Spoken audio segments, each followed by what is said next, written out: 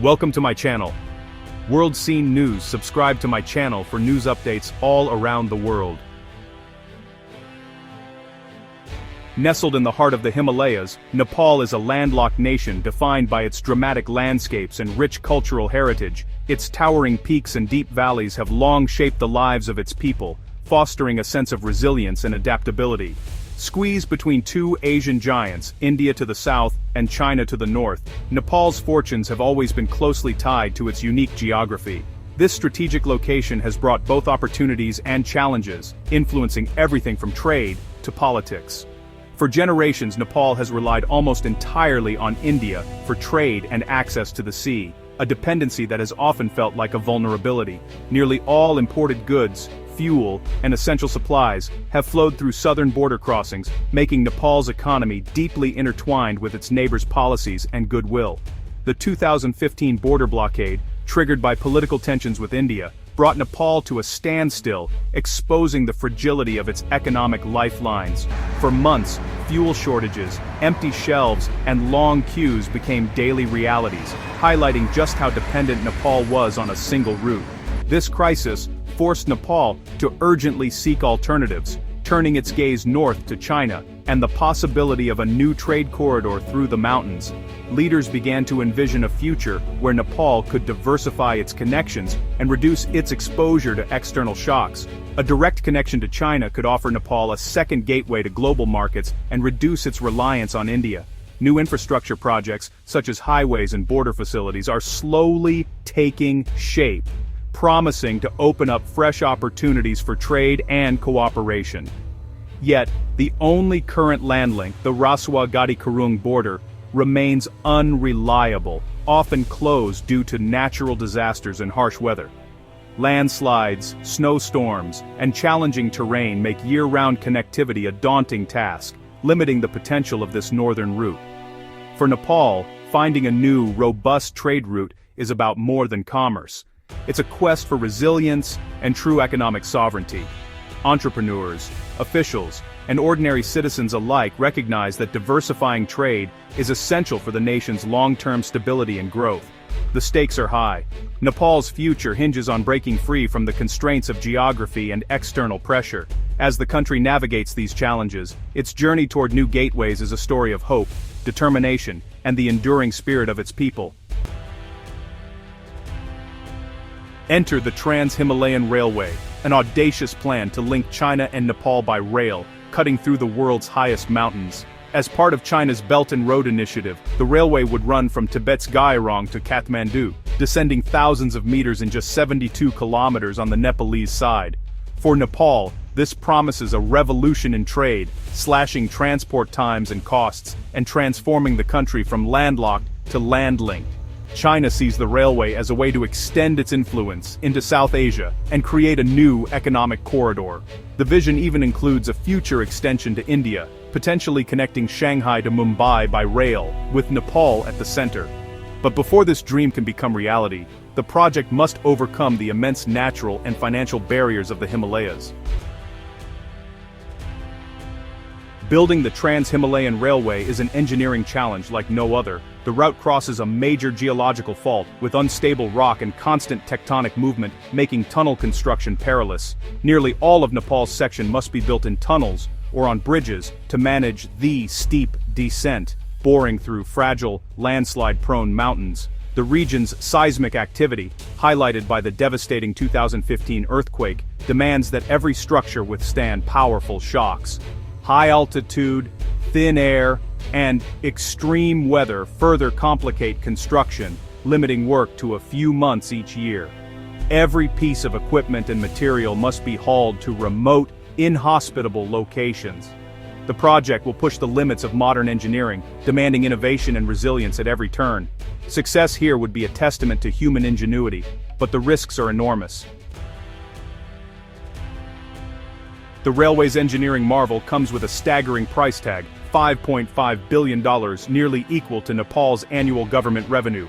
For a country with limited resources and competing priorities, this is a monumental financial commitment. The sheer scale of the investment has sparked intense debate among policymakers, economists, and the public alike, with many questioning whether the benefits will truly outweigh the costs.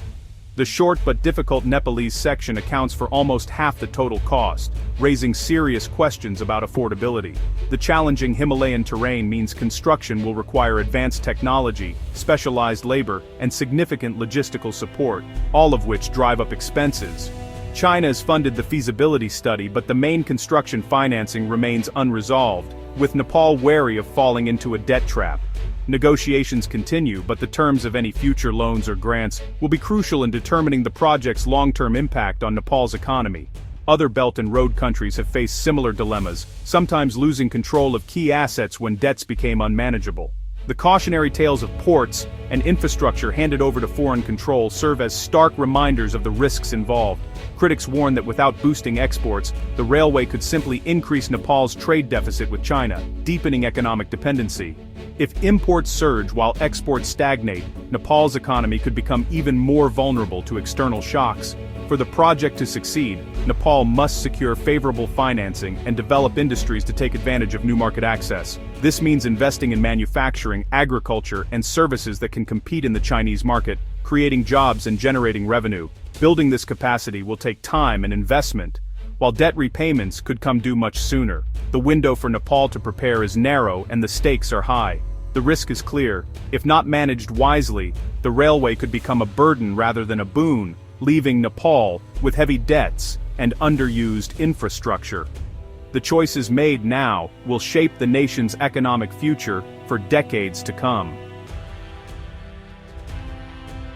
The Trans-Himalayan Railway is more than just infrastructure, it's a strategic move in Asia's complex geopolitical chess game, where every piece and every move counts. For China, it's a key Belt and Road project designed to expand its influence deep into South Asia and challenge India's traditional dominance in Nepal. This ambitious project is seen as a way to cement China's presence in the region. The railway offers China direct access to the region, with potential security implications that deeply concern Indian strategists.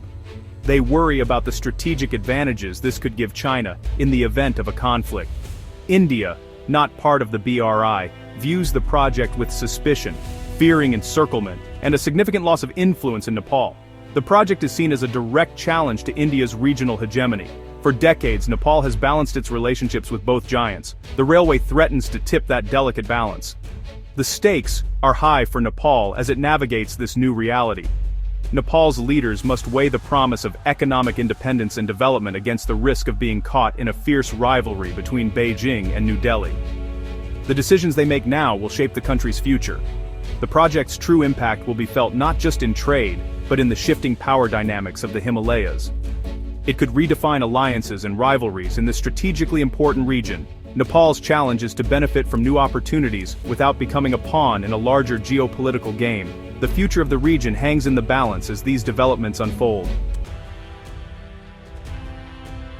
The Himalayas are a fragile ecosystem, home to endangered species and the source of Asia's great rivers. Building a railway here risks irreversible damage, cutting through protected areas like Langtang National Park and threatening habitats of red pandas and snow leopards. Massive tunneling and construction could trigger landslides, soil erosion, and water pollution, endangering both wildlife and local communities. Tunneling may disrupt underground aquifers, drying up springs vital to villages. Critics argue that environmental assessments have been insufficient, with economic and engineering priorities taking precedence. The Himalayas are already under stress from climate change. A mega-project could push the ecosystem past its breaking point. Nepal faces a stark choice: pursue development or protect a global natural heritage. Finding balance is crucial. Building the railway is only half the battle. Operating and maintaining it is another challenge entirely. Nepal has little experience with modern railways. Its Department of Railways is new and lacks specialized expertise. The line will require advanced technology, constant monitoring, and a highly skilled workforce. Without local know-how, Nepal risks long-term dependence on Chinese technicians and costly maintenance contracts. This could undermine the very sovereignty the railway is meant to secure.